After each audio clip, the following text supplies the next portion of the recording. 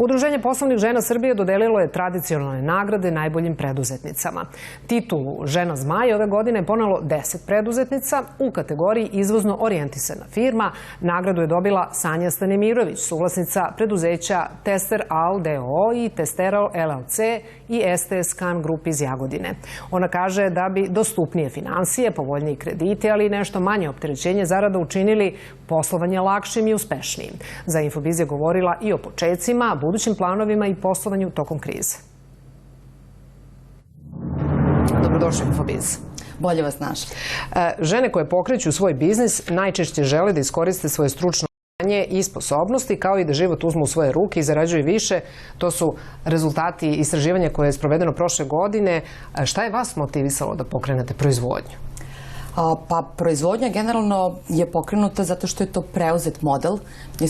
Ja inače pripadam porodičnoj kompaniji i mi smo druga generacija u poslu, tako da je ovo preuzet model koji je već postojao.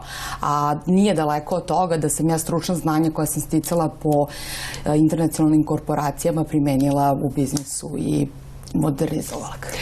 Kako je bilo u oblasti koja važi za muški posao?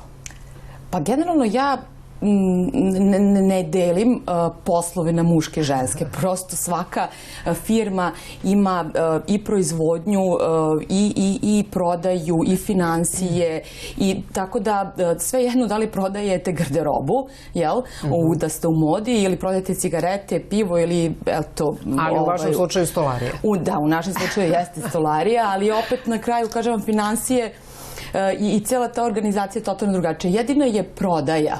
Kada se vi pojavite kao žena i onda tu ima trenutaka kada vas oni onako malo sa nepoverenjem gledaju, međutim, kada odradite par projekata, pa kad pokažete da ste stručni, posle toga se čak šta više i vežu za vas, jer vas smatraju čak i lojalnijim i stručnijim u nekim delovima. U borbi za tržište, da se vratimo na posao i na poslovanje, šta je bila prepreka, a šta prednost? Vi ste izvozno orijentisana firma, za to ste nagrađeni, znači da veći deo svoje onoga što proizvedete zapravo plasirate na tržišta van Srbije. Tako je, nije skoro, nego preko 70% trenutno.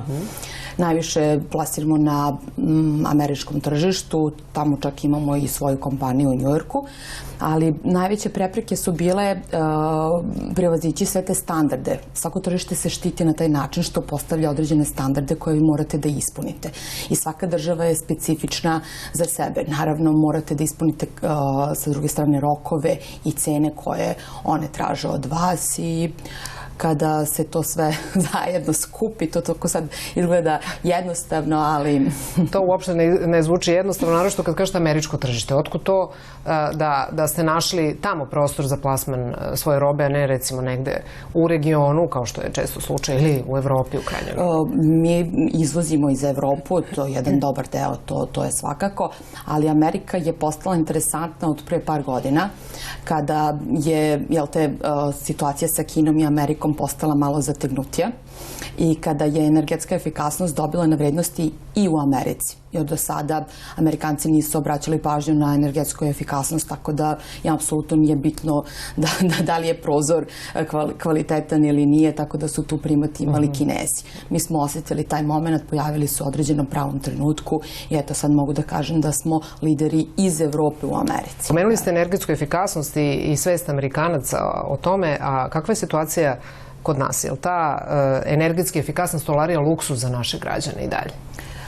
Pa ja se ne bi složila sa tim. Mi pored ove firme imamo drugu firmu koja se bavi isključivo prodajom i distribucijom aluminijskih profila za srpsko tržište, koja je inače preteča ove firme i koja je lider u toj industriji. A pored toga mi imamo i dosta konkurenata koja apsolutno uspešno prodaju aluminijumske profile ovim manjim stolarskim radnjama, odnosno radionicama koje rade po Srbiji, kojih ima skoro preko 5000 u celoj Srbiji. Tako da... Ali koliko je građanima dostupno, recimo, baš kažete aluminijumska stolarija, to je za mnoge nedostižan san.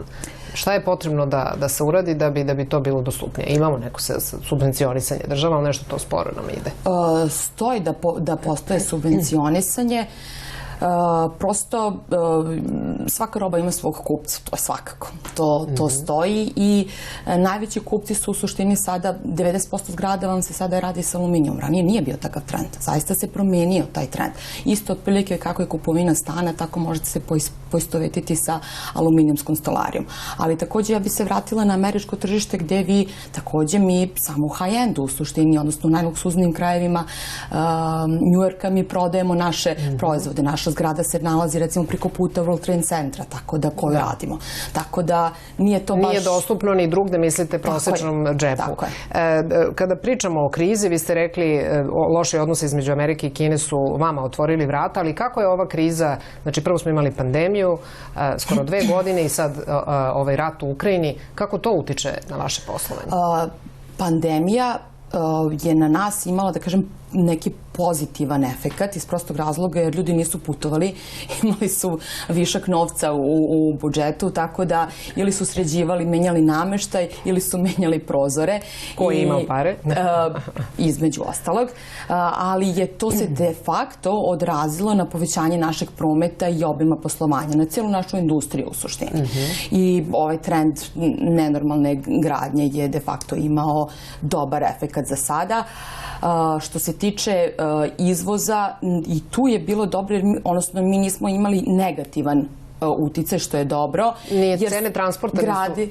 Cene transporta jesu. Cene transporta su drastično skočile. Do 3-4 puta prema Americi. Da li se to prelilo na krajnju cenu proizvoda? Svakako da. I sad ovde postoji verovanje u stvari da se sve prevaljuje na leđa potrošača u tom poskupljenju svega, znamo, energetska je kriza, međutim, vrlo često čujemo da ima neopravdano velikih poskupljenja. Šta mislite o tome? Znate kako? Da se zloupotrebljava ovaj period? Verovatno. Pretpostavljam da, ali u našoj branši je to malo specifičnije. Mi imamo ugovorene projekte za koje bukvalno ja sada potpisujem projekte za sledeću godinu. Tako da smo mi, nažalost, imali i negativan efekat. Tako da, konkretno... Vi ste već dogovorili cenu, je tako? I tu ništa nije moglo da se menja. To poskupljenje koje je bilo se prelilo na nas same proizvođače. Pre nego što vas pitam za buduće planove, moram da vas pitam kako će na vaše poslovanje uticati ovo najnovije poskupljenje struje, što neće biti i poslednje poskupljenje, kako čujemo. Da. Sreća naša da u našoj konkretno proizvodnji nismo veliki potrošači struje, tako da kod nas konkretno neće biti velikog uticaja. Mi smo već imali jedan udar s obzirom da naši dobavljači koji su iz Evropske unije su imali poskupljenje struje, pa smo već osetili taj udar. Ovde ćemo sada osetiti kroz dobavljače stakla, jer su oni primarno iz Srbije i de facto veliki deo u njihovoj ceni je struje. I na kraju, šta su planovi za naredni period? Pa u ovakvom vremenu je zaista teško praviti planove, znači bolje igrate loto nego da pravite planove, jel? Ali svakako prvenstveno opstati i održati nivo koji za sada imamo. Sa druge strane da pojačamo to američko tržište jer de facto taj neki dupli profit koji ostvarujemo kroz ćerka firmu nam je bitan i širenje na druga evropska tržišta kao jedna diversifikacija portfolija koja će nam omogućiti dalji razvoj. Hvala vam na ovom razgovoru. Hvala vam.